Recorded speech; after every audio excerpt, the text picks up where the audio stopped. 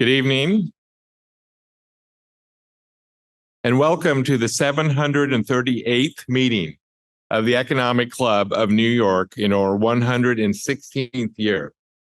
I'm John Williams. I'm the chair of the club and a president and CEO of the Federal Reserve Bank of New York.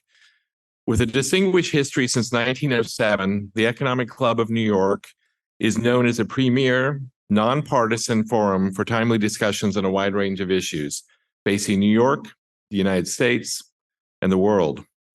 As chair of the club, it's my privilege and honor to preside this evening for tonight's bestowing of the Peter G. Peterson Leadership Excellence Award, which will be followed by a fireside chat. Now, we'll shortly announce the winners of the 2023 ECNY Innovation and Social Impact Challenge. So first, I would like to recognize the Economic Club of New York class of 2023 fellows. In our seventh year, this impressive group of 74 diverse and emerging next generation business thought leaders, each of these talented individuals embrace the unique opportunities presented by this program. So at this time, I would like to ask each of the intending members of the 2023 class of fellows to stand and be recognized. Thank you. Now it's a pleasure for me to welcome to the podium our president and CEO, Barbara Van Allen, who will announce the finalists.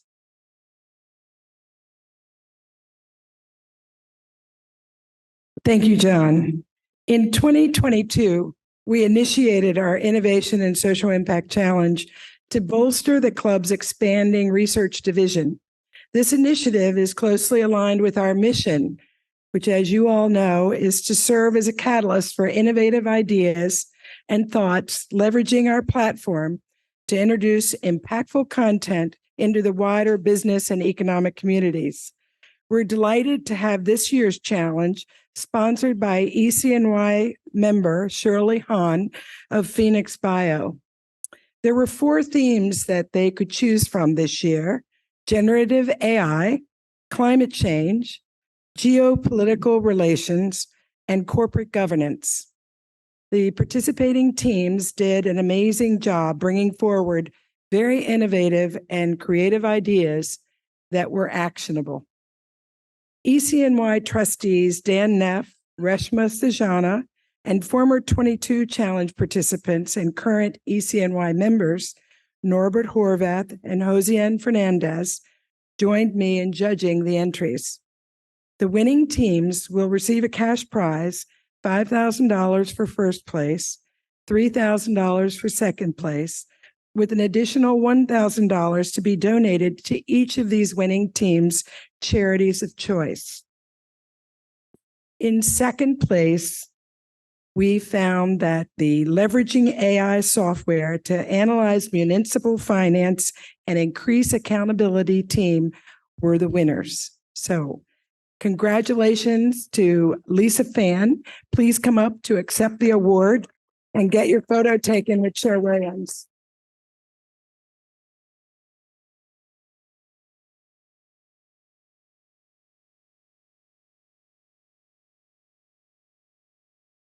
Congratulations. Yeah, just if you could stay. So it's with great anticipation and excitement we announce the recipients of the first place award for ECNY's challenge this year: NIMBYism to YIMBYism, rethinking the economics of large-scale transmission projects. Congratulations, Daniel Corbett, Nicholas Martin, Ryan Nowicki, Topi Adasana, and Saloma Saliashvili. I actually practiced that too. Please come up to accept your award and get your photo taken.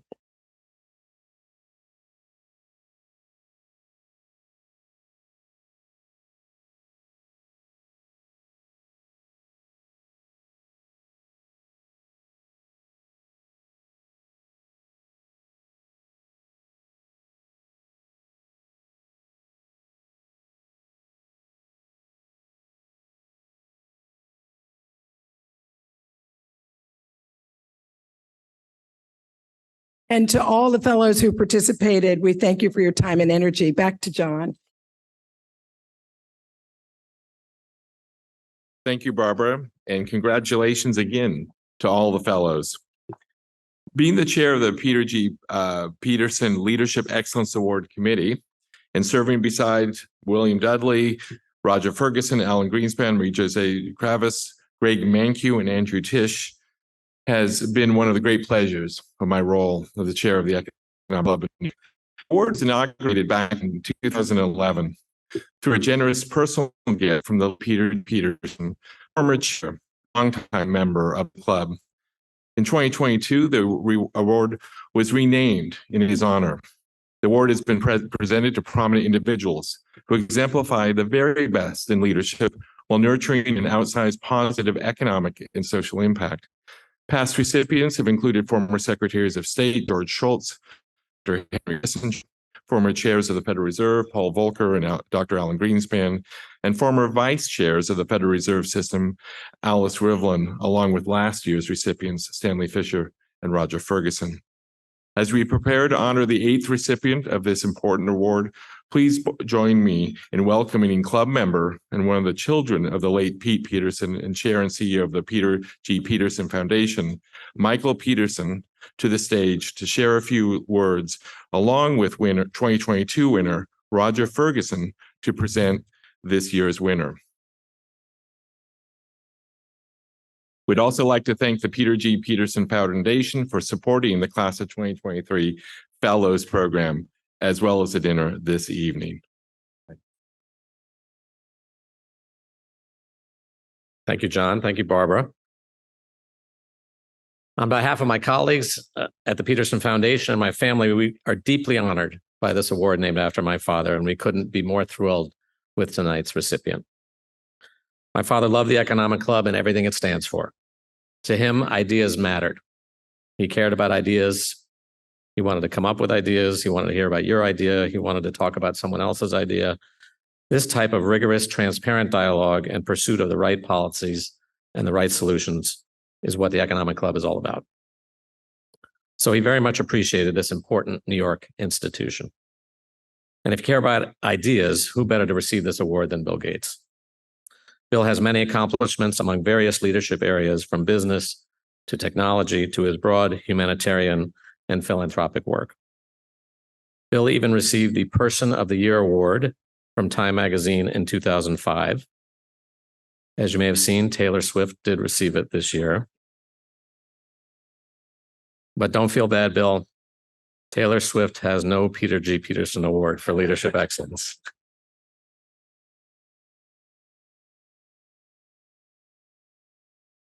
Bill, my father admired you so much and treasured the time you spent together. Among your many pursuits, you and I share a passion for fixing the broken healthcare system in the United States. Our inefficient healthcare system not only leads to worse outcomes and less healthy populations, but our rapidly rising costs also depress wages, harm our competitiveness, crowd out funding for important priorities like education. And if we don't take action soon, it will drive our national debt to levels that will rob our kids and grandkids of their economic future. In economic terms, the waste in the healthcare system represents a staggering 10% of US GDP. So in America, we actually waste more in healthcare than we spend on K through 12 education. Imagine that. So I see healthcare delivery as the #1 economic issue and opportunity for the United States, and it gets far less attention than it deserves.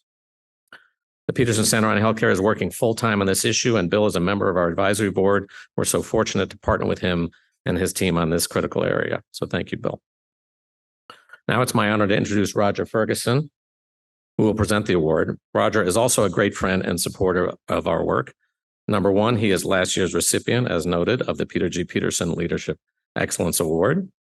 #2, he is a board member of the Peter G. Peterson Institute for International Economics in Washington.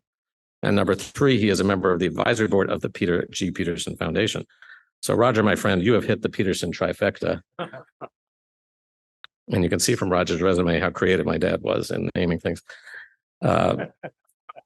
But in all seriousness, Roger, the support and advice you've given me since my father's passing has been so personally meaningful. Your insight and expertise have been so valuable to our work and to our nation as a whole for many years. So thank you for what you've done and continue to do for the world economy and as an inspiration to so many others. So welcome, Roger, and you can present the award.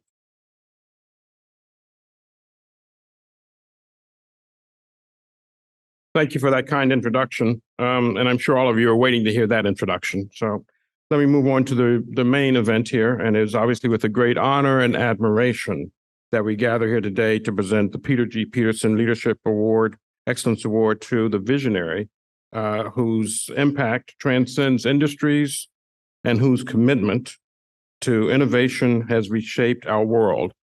Bill Gates, a name synonymous with groundbreaking technology, philanthropy, and global change, embodies the essence of leadership excellence. Through his relentless pursuit of innovation at Microsoft, Bill revolutionized the tech landscape, setting a benchmark for entrepreneurship and technological advancement.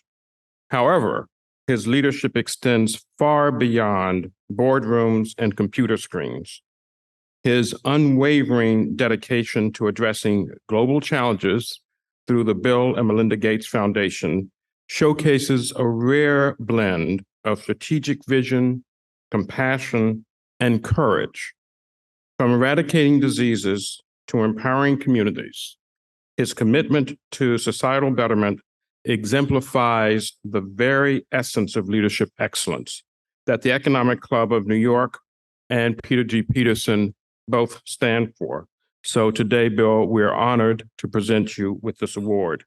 Without further ado, Bill, can I invite you on behalf of the Economic Club of Trustees and all of us here today to step forward so I may present you with the award.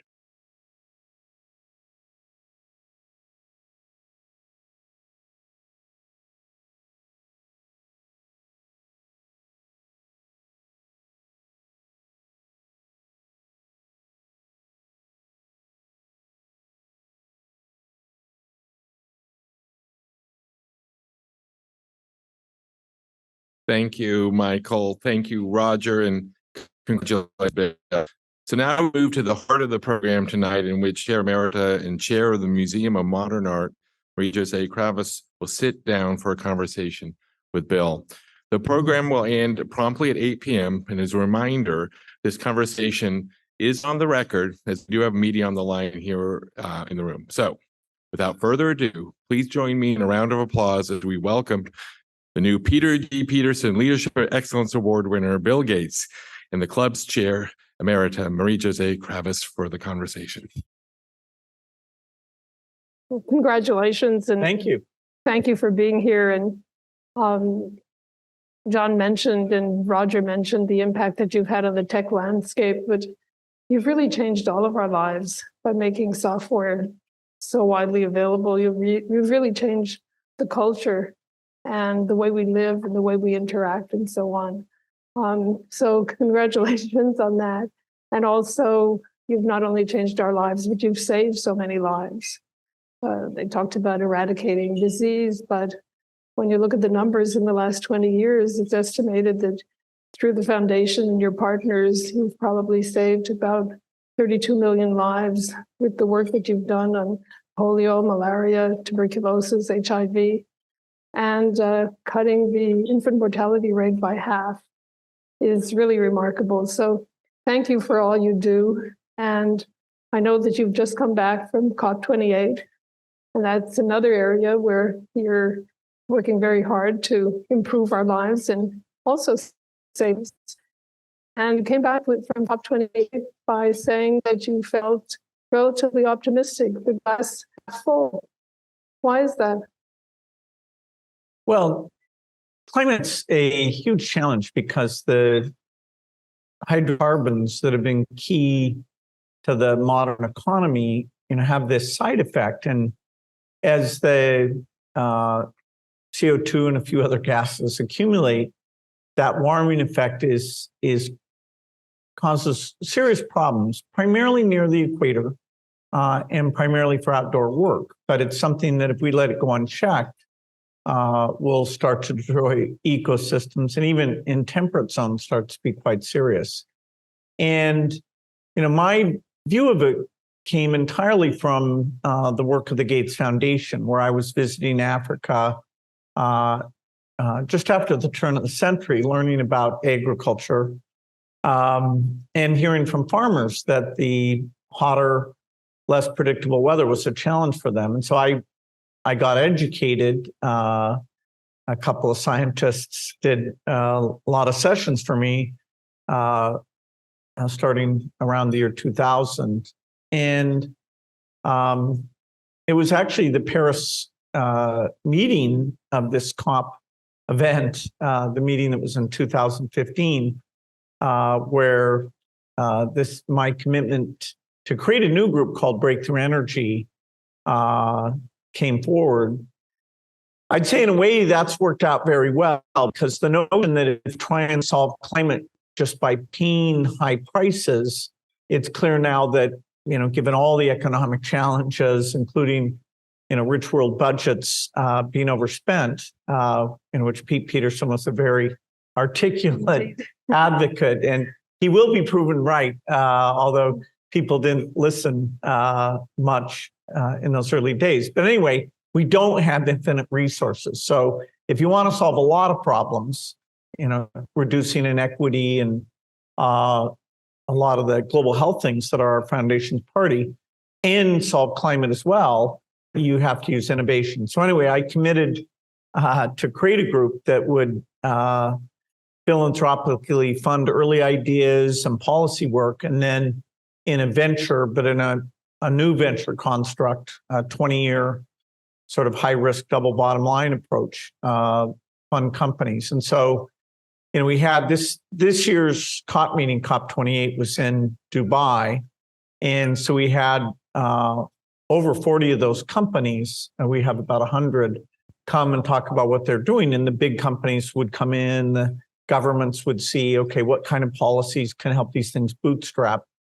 The dream is pretty clear economic dream, which is that across every area of emissions, you have approaches that are superior to the current dirty approach, but without increasing the cost, what we call a zero green premium.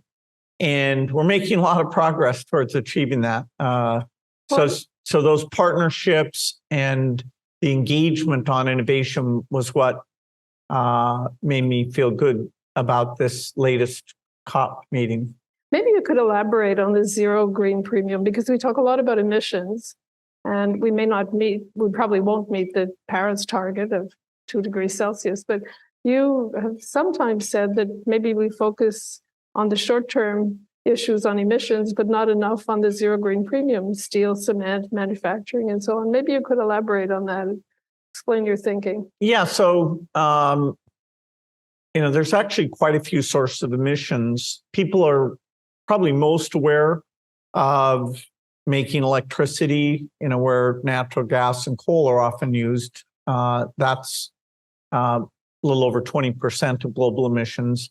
They're aware of transportation, although they focus mostly on passenger cars, but planes, boats, trains, trucks are over half of that emission category, not passenger cars, but their electrification has started. You have industrial emissions that include cement and steel, plastics, paper, a lot of things people don't think about much, but are key to the physical economy. And then you have agriculture and you have buildings. And so the idea is that, today, if you try and make cement without CO2 emissions, it costs over 4 times as much to buy that cement. And if it was just rich countries, you could say, just force people to pay more for their cement. And, maybe their houses won't be as big or something like that. But 2/3 of emissions come from these middle income countries, including China, India, but, Brazil, Mexico, Vietnam, Indonesia, where 2/3 of humanity lives. There, these services that create the emissions are just, basic infrastructure and shelter.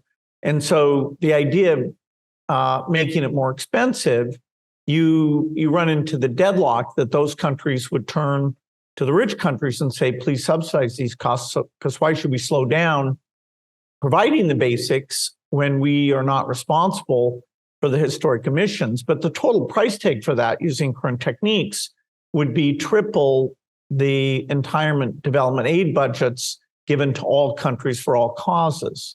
And so it's never going to happen. So how do you deal with this contradiction? I mean, people who just think about climate think, well, they should do it. We should just tell them to do it. Or maybe, we should lower the incomes in the rich country fairly dramatically to fund that. But, that's also not going to happen. And so the way you solve that is you come up with a new way of making cement that costs less or the same or less. Zero green premium means the same.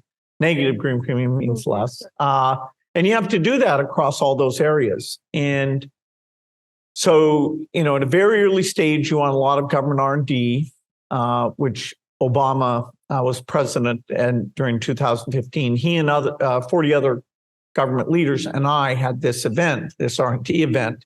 They committed to double their research budgets. I committed to create breakthrough energy. And so it's only been 8 years that we have these 100 companies, and 4 of them do have that idea for cement, and 5 for steel, and some for ships, some for planes, some for beef. That's why there's so many companies, is because you have a lot of sources and the different techniques.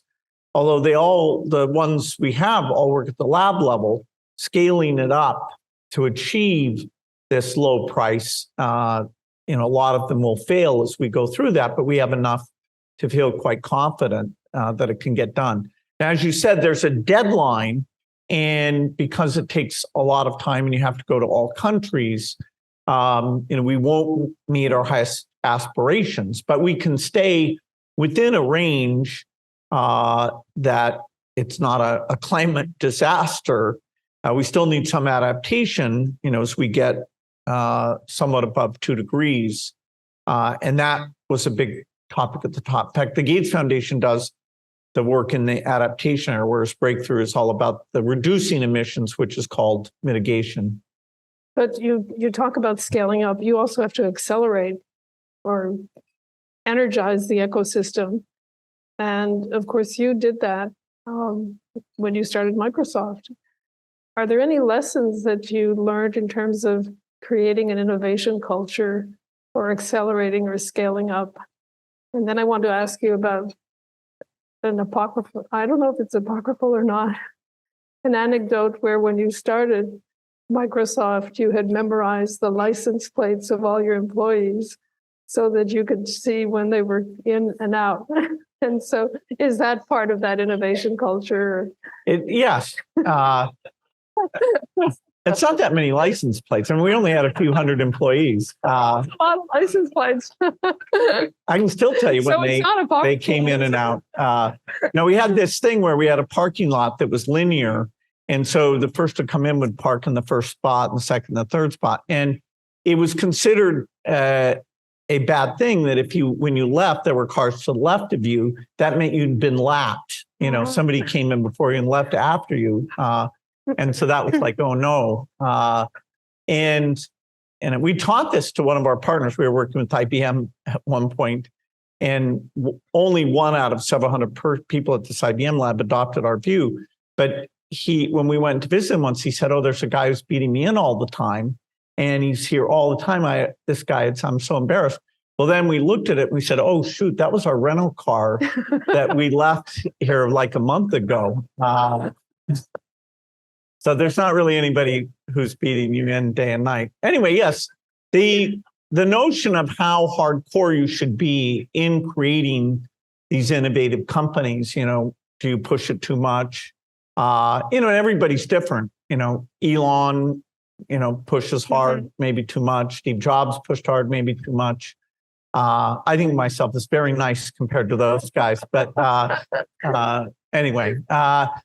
But yes, you have to have a certain intensity. And in my 20s, I was monomaniacally focused on Microsoft. I didn't believe in weekends or vacations. And so, I tried to set a good example there. But yeah, the early days of software were quite amazing. And it is fair to say that given the positive experience I have there, I view every problem through this innovation lens. And how do you get the smart people? What's the mix of talents? What sort of time frame? How do you go in and review what's going on and, make it clear, okay, that's going well, that's not going well.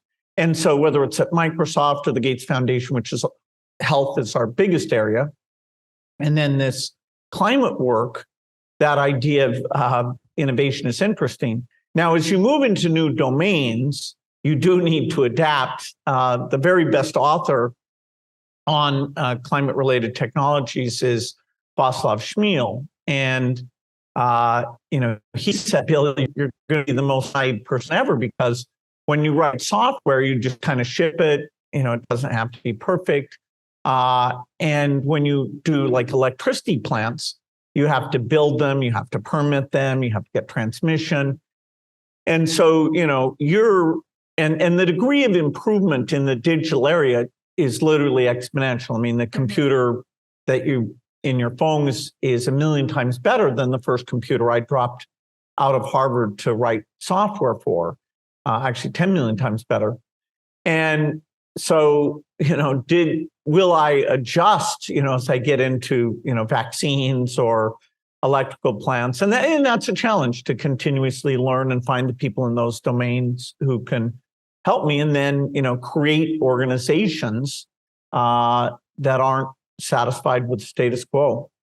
So you're talking about technology and technology changing and so on. So obviously AI is on everybody's front burner. Even today, Google announced Gemini, or at least the forerunner of what Gemini will be. How important do you think AI will be in terms of not just climate change, but the work that you're doing in health and vaccines and so on? AI, is the most profound change of this era. And, you could say it's even greater than digitization. And digitization is a huge thing. I mean, the way buyers find sellers, the way you organize your memories, the way you communicate. Digitization, starting with the PC and then with tablets and phones and connecting those all together, it's hard to overstate what a profound change that was. Now AI sits on top of all of that. And so, the dream is that, say, in Africa, somebody who today, would never get the advice of a doctor on their cell phone, the AI software will be taking their symptoms and challenges and, providing them the same quality of medical advice that only in a rich country could somebody have available. In fact, this is on demand with up-to-date data about all the health status. So actually, if you do it well, it's even better. So a personal tutor, using AI for scientific modeling, it's very exciting. It's the advice I give to Microsoft is all related to AI, the work of the foundation, and the work in climate as well. This is a fantastic accelerant of that. And we've even been asking innovators in Africa, okay, what are their dreams, and trying to make sure they get the resources. So the leg between when AI is helpful for key problems in the rich countries to when it's helpful in these countries, that leg is very, very small. Are you concerned, though, when you think of AI?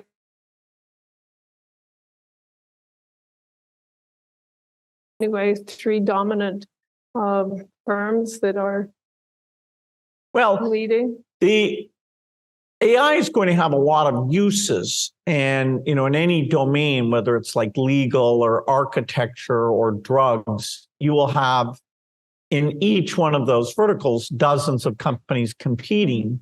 The actual base platform, then the capital intensity that it currently requires. I mean, Microsoft's going to spend $50 billion building AI infrastructure. You wouldn't want too many companies to try and borrow $50 billion and do this. And I can assure you that the level of competition in the tech industry is heightened by AI, because the so-called agent that will be built in takes activities that you think of as separate today, like doing a search or running your productivity software or doing something on your iPhone or going and buying something, they really become one software category. And so, the competition to build that agent it's a new level of competition where, all we can say for sure is the user is going to get something that, was written down as a dream by me and others, over 30 years ago. So how do you, for example, we're talking about AI and the applications and so on. How do you decide in terms of the allocation of your resources, your time, your efforts at the foundation, and also in your ventures? Well, yeah. So in the 1990s, as Microsoft was succeeding, I was studying the various foundations, Rockefeller, Carnegie, Ford, many of them, and trying to think, okay, given that this money that I or my family would need was a small percentage, what my ownership in Microsoft would end up being worth, how should it go back to society? And, I was kind of stunned. You think of capitalism as like, okay, there's some big need, you'll go and apply resources to it. And it's, semi-sane the way that you allocate resources. But in fact, there are things that market approach doesn't work for. For example, at that time, when I was, learning like what do children die of and who's working on that, there are over 1 million children were dying of diarrhea a year. Over 1 million children were dying of malaria a year. And, it's kind of mind-blowing. So you say, okay, who's working on that? Well, because the people who have malaria have no money, that there's no opportunity for a capitalistic-driven firm to make that a priority. For diarrhea, in a way, it was even worse, which was there was this great vaccine that got rid of the primary cause of diarrhea, is a thing called rotavirus. So the kids in the rich countries who had zero chance of dying of this diarrhea because of good medical care were getting a vaccine so that you didn't have these bouts of sickness, whereas 1 million children were dying in poor countries who this vaccine could have saved. Now, the vaccine at the time was very expensive, but it was very clear that if you really cared about it, you could get it to be $1. Anyway, so when you find something dramatic like that, I mean, in a way, it was kind of sad to realize, wow, the world's allocation of resources isn't quite sane. And yet, it's an opportunity for the foundation to be, to hire incredible people and build partnerships. And so that is full-time activity. I started the foundation in 2000, 2008. I switched from being full-time at Microsoft to being full-time at the foundation. So I'm 15 years into it. And, it's been fun, successful. And you allocate, about 80% of the foundation's funds to global needs? That's right. So we picked two causes, U.S. education and global health. And global health, the key metric is, avoiding deaths, children's deaths, which, as was said, has gone down from over 10 million to under 5 million during the time of the foundation. Now, we had many partners helping us to do that. And now we're working to cut it in half again. And so that's gone very well. The education piece, we've funded charters, we funded new curriculum. But in fact, strangely, even though we thought, okay, well, that's in a rich country and things are very stable and, we'll just try compare things in terms of how you train teachers and curriculum, that actually, if you take the macro statistics, are kids, even pre-pandemic, are they better at math today than they were, say, 20 years ago or even 30 years ago? The answer is no. Right. So nobody who's in that field can say, hey, look at what I did. I mean, maybe you funded a few charters that are doing well, and that's really nice. You can go and see that. But at the full scale, which, most people go to public schools, non-charter public, it hasn't improved at all. We still believe, and now AI is a huge part of this, and not just teaching the subject, also engaging you in motivational things, which if you had a one-on-one tutor, a lot of what they do is not just your misconceptions, but also, okay, do you need sports problems, construction problems, medical problems? Why is what seems sort of ridiculously abstract, and maybe there's other people better than you, why should you keep pushing on, and care about math? And we have 60% of ninth graders who say they don't like math and they're not good at math, and that, and it's kind of a self-fulfilling prophecy. So anyway, hope we are still very committed to that area, but we have not had dramatic success like we've had in our work in health. And do you have a view as to why you haven't been able to move the needle? In our health stuff, basically, when we wrote our first $30 million check for malaria research, we became the biggest malaria researcher. I mean, a little bit it was because we could take innovations that are done for rich world health and we could apply them to where the most deaths are. And we were able to get people in there from pharmaceutical companies who wanted to come focus on these problems. And because I was able to hire some very good people, they hired very good people. We built, so we have a huge, 30 malaria people, TB people, HIV people, and we really understand making this stuff low cost. So it's been incredible. Now, gene therapy in the US, it costs $1 million a case, which that's completely unaffordable, at least, for many countries. Even the US, it's a problem. So now we're going to get that to be like $1,000 and cure sickle cell, cure HIV. And it's fun when you set these, very ambitious goals to see what sort of thinking that attracts. So, I still believe, particularly with the work we're doing, we're very focused now on math because that's a real predictor of whether you drop out of high school. Your attitude in middle school and ninth grade towards math, if you can help with that, then, and, in the small, we have hundreds of schools where we've trained the teachers in a different way and use different curriculum, where at least as long as the schools are willing to implement those programs, we have significant improvement.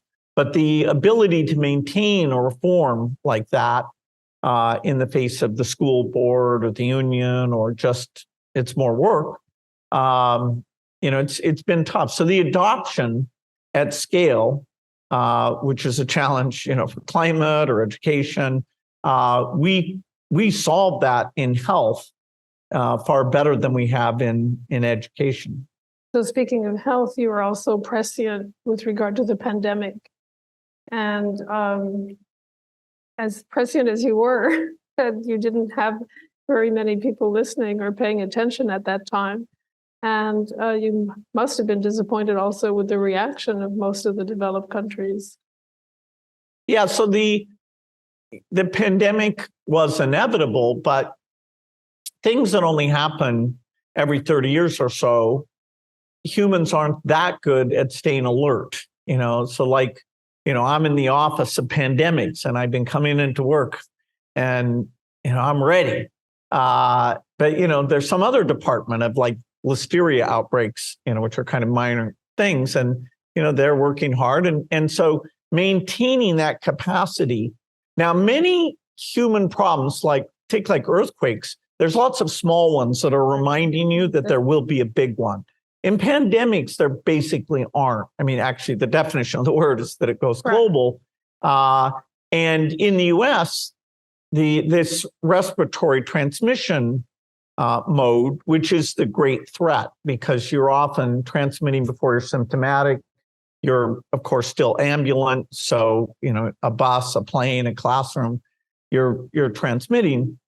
And, we had two modest-sized flu pandemics in the last century. And then, of course, the Spanish flu was a gigantic pandemic. But people don't remember it. You have to read history books by and large. And that was going to happen again. And it did. And, now we're engaged to see if it happens once, do people take it seriously for the next time? And that you'd normally think we would get serious. We're not, because we've kind of politicized the whole thing. We don't even want to talk about it. There are some technological things like making lots of diagnostics quickly, doing what's called sewage or environmental surveillance to have an early warning signal. There are a few things. I was talking today with the President's Science Advisor about how do we get more activity in these areas. So, we'll see. There's both naturally caused pandemics, which the risk is about 1% to 2% of year, and then there's intentionally caused pandemics, bioterrorism, and non-state actors are being enabled with new tools to do that. And so you have to add that on. It's a little bit harder to estimate the risk of that, but it should make us like a lot more serious than we happen to be right now. Did you mention politicization?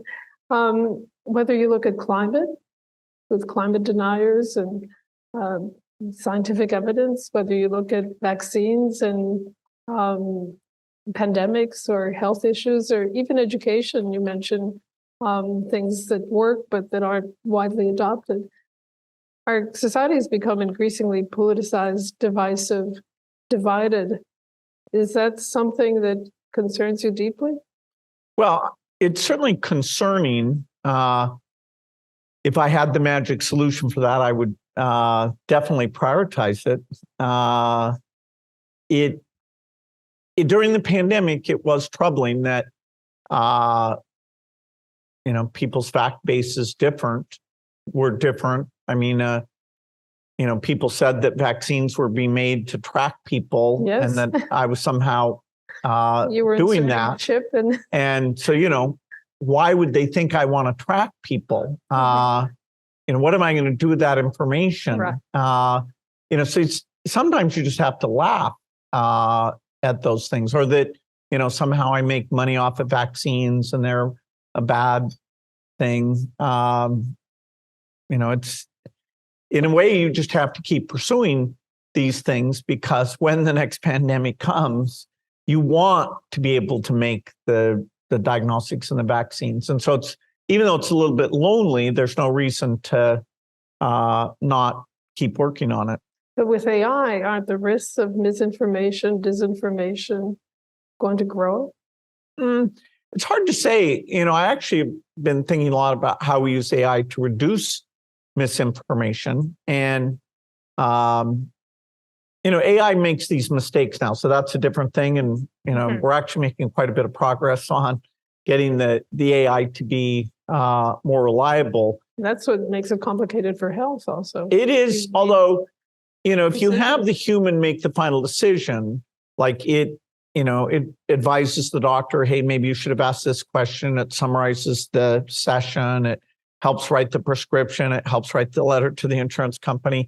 As long as the doctor's kind of the final point of review, if you can make a doctor 30, 40% more productive, like we have with developers who write code, and I see that across basically every profession, people who do support calls, sales calls, this is a gigantic productivity increase that should suffuse broadly in the economy over the next 5 years. And that's a faster productivity increase than we've ever had, even during 1880s electrification, which those were the good old days because productivity went up a lot. This is actually more rapid than that. So, as long as humans are reviewing these things, but we have new techniques in the basic design that will deal with those inaccuracies. And I interrupted you. You're talking about disinformation or misinformation. No, it's a concern. When we got the internet, we said, wow, this is we're going to make the world so factual, because, when you read an article and it refers to a lawsuit, then you can go and look at what the plaintiff said and what the defendant said. You can look at the testimony. There's some scientific question. You can go read the articles and see everything about them. And so I will admit the the people who drove the digital revolution, including myself, really thought that the world would get more rational. The fact that people with crazy ideas, there were a lot of them out there, they were just not finding each other. And now the digital tools said, oh, you think that crazy thing? Me too. Let's get together and have a critical mass of crazy people. Let's, call ourselves QAnon. Wow, we enabled that as opposed to like Socratic debate. And so, there are problems that the younger generation hopefully will be surprisingly creative at helping reduce. And are you a proponent of regulation? Well, regulation, when it comes to something like AI or misinformation, saying you're not for regulation would make you sound stupid. But when it comes to the particulars, I was in, Senator Schumer organized a briefing session. We had, I think, 21 people, including Satya and Sam and Elon and, you name it. And some other people, I weren't sure why they were there. But and so the idea that politicians are at least interested and starting to use it in a hands-on way, that's a constructive thing. How much, they're really going to revector it or choose to slow it down, there's a lot still up in the air there. You can look back on social networking and say, even today, what is the regulation that preserves what's good about digital openness and at least reduces some of what those negatives are? And I still consider that a largely unsolved problem. And a single country can't solve it. There has to be a global solution or some kind of... for AI, for social networking, you could, just impose that domestically.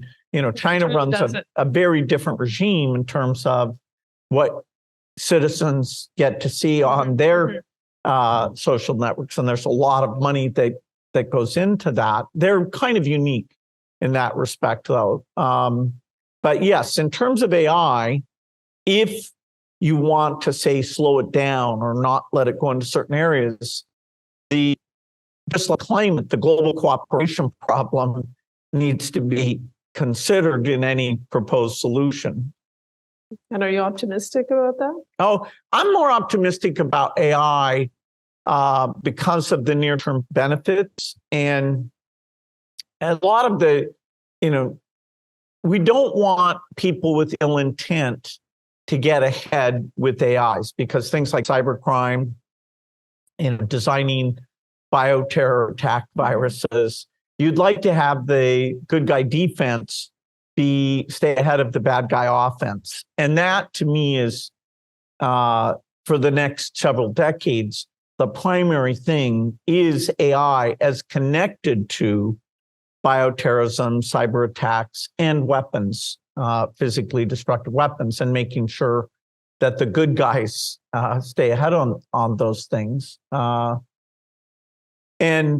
Eventually, as AI is making the world richer, there are some deep philosophical questions about, okay, as this world of shortage, which all of us have, where there's never enough doctors, teachers, blue collar, white collar workers, as you're relieving some of those shortages, your options as society are almost so amazing that it's like we have a hard time contemplating, okay, what then? Because we've been so focused on, enough food, disease, stability, and now, we actually can get away from some of those constraints, which deals with things like an aging society and, creates a lot of leisure time. What are you most excited about looking forward? Well, I get excited about really specific things. So we work on maternal deaths, and so when a mother giving birth dies every 2 minutes, and there's three things: they either bleed to death, they get infection, or they have these blood pressure related problems. And we think we can reduce all three of those very dramatically. But so like we did a trial, we came up with these two drugs that if a woman's bleeding, you give it the right time, then it has an incredible effect of saving her life. And we did a trial, and it's a 2-year trial where some people are getting the real thing and some are getting the placebo. This is one of those where after 6 months, they made us stop, not because it was futile or caused negative effects. It was so powerful. In fact, at the best sites where they set a very low threshold of the amount of bleeding before they intervened, it was an 80% reduction.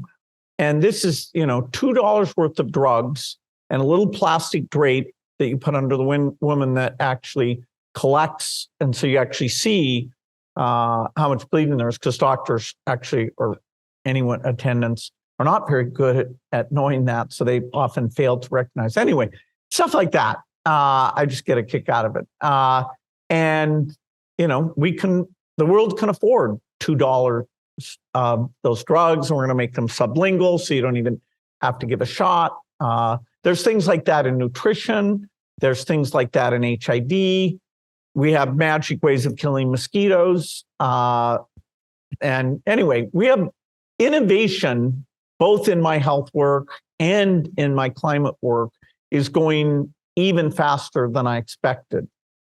In your climate work, I was looking at some of your investments. You've invested in fusion, for example. And I don't know, I have this notion, maybe it's my age, but that fusion, they say in Brazil, it has a great future and always will. And it seems to me that I've heard about fusion being on the cusp of, for so many years. What's your view on fusion? And when I was young, I was super excited about fusion. And now there's like 16 companies, mostly privately funded, surprisingly modest government engagement in this.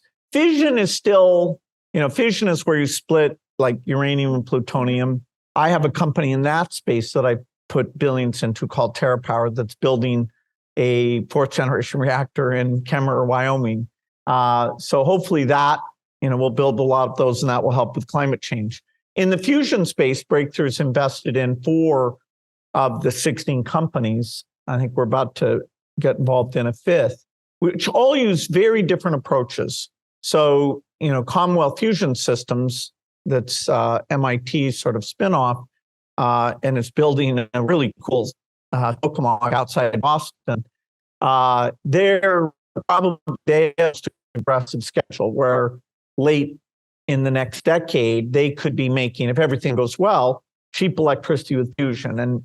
And it's a serious plan. There are some things that could surprise them on the negative side, but it's an incredible plan. And when you have 16 companies that are all pursuing somewhat different mechanisms, the failure, even of one, would not necessarily mean the failure of the other. So with fusion, I have no doubt that in, say, 30 years, a lot of our electricity can be made economic with fusion. Now, that's not soon enough to help us with climate change. Right. Well, not with the near-term climate change. So we need other non-weather dependent sources, because if you try to do it with all weather dependent sources, the scale of the implementation problem is unachievable in almost every country. And so we need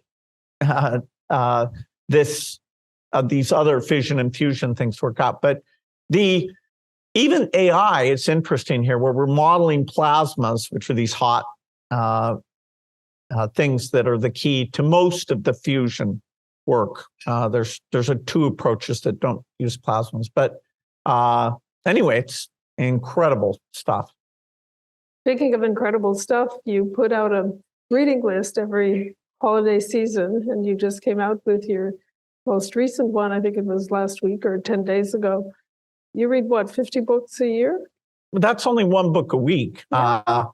My son reads 3 times as many, so I'm kind of a piker. Wow. But you don't only read books, you're obviously reading a lot of other material. But what is there one that you're most excited about? Or I have a thing called Gates Notes where I talk a lot about online courses that are great, or various books or things like that. You had an economics course, in fact. Yes, no, Timothy Taylor. And there's a lot of amazing, there was a company called The Great Courses where you used to, get the DVDs. Now, of course, it's all online. And no, the world's best professors are incredible. I mean, if you are a student, this is the best time ever, because you can just go up there, whether it's, the Bible, the Quran, Fusion, it's all there. And there's a book coming out in, I guess, by the end of the year called Not the End of the World by Hannah Ritchie, Yes. which some people disagree with parts of the book, which is fine, but it gives you a more positive view of the progress we're making, not just on climate, but with a variety of environmental challenges that we face. And so, it should hopefully cause some real debate about, okay, which of these things is she right about? And therefore, what does that mean about the other ones? So I'd highly recommend it. There's a book that you had on your list last year called Irresistible, and it was all about addiction, in fact, to technology, and the fact that so many leaders in the tech industry didn't allow their children access to those technologies. Don't get high on your own supply. Is that your feeling about technology generally? Well, everything has to be in moderation. I mean, you give a kid a pinball machine, maybe they use it. You give them a video game, maybe they use it too much. I mean, and so you have to look at your children and say, are they likely to overuse something, and do you need to set limits on it? Even books, if your kid only reads books and never goes outdoors, at least my parents thought I should go outdoors. So, it varies by child. I will say some of these AI agents are going to be particularly compelling. I mean, you think video games are compelling. Wait till you just sit in a dialogue with these AI agents. I mean, this makes video games look like nothing. So, parents, employers, we'll have to, allocate our time in a controlled way. Speaking of time allocation, how do you allocate your time? Do you allocate time for just thinking, or for yourself, or? Well, when I was CEO of Microsoft, I had to set aside a couple times here think weeks where I'd get to go off and people would write proposals of things we weren't doing, we should be doing. Now, I do set aside time to just read. I travel about a third of the time, and that's usually, meetings like at this climate conference that I was just at. But if you want to be a student, you do need to set aside time. And then, I have lots of people who understand subject areas extremely well. So when I get confused, I'm very lucky. I can just send mail to somebody who knows physics or climate or cancer or Alzheimer's, and they if they don't know, they do know someone who knows. So, I get a lot of tutoring even without an AI to help me. Any regrets? Things you wish you had done? Well, you make a lot of mistakes. I mean, Microsoft made a lot of mistakes. I've evolved as a manager and, a father and things like that. There's no mistake where I'd say, oh, I'd love to live my life over and see if it would come out better. I mean, I feel very lucky. Hard. And, so I wouldn't want to risk, things that at the time, like Microsoft went through an antitrust lawsuit, which at the time seemed pretty difficult. Actually, that's what got me thinking about going full time for the philanthropy. So, even the comeuppances, at least so far, seem to work out in the end. Well, you mentioned the antitrust. That was also a huge distraction. You might have done something else had you, and Microsoft might have got into Android or other technologies. No. Well, Microsoft not doing the operating system for the phone, that was one of the mistakes that I messed up on that one. Well, we're not going to end up on a messed up note. You've changed the world, you've changed lives, and thank you so much for being here. Thank you. Thank you. Thank you, Bill. I love that line. I messed up on that one. For being here tonight to receive the award and engage in this terrific, really terrific conversation with Marie-Josée. We extend our best wishes to you for continued success in all of these endeavors you described. And Marie-Josée, thank you for your insightful interview and for being with us this evening. And thank you to all the ECNY members and esteemed guests joining tonight and online for our closing dinner, making another successful and impactful year at the Economic Club of New York. Your presence is greatly appreciated. Next, I'd like to recognize those of our 371 members of the Centennial Society who helped make tonight happen and whose contributions continue to provide the financial backbone of support for the club. We've had a lot of events this past few years for those members of the club, and we've got one more for the 2023 season. That's on Monday, December 11th. We have a luncheon event with club member Brad Jacobs, the chair of XPO Logistics, followed by the club's centennial and member holiday receptions that same evening. So if we don't see you next week, we hope everyone has a wonderful and joyous holiday season and a happy and healthy new year. And for those of you in the room, please enjoy your dinner. We look forward to seeing you next year. We've got a lot of great programs planned for next year. So again, we look forward to seeing you there.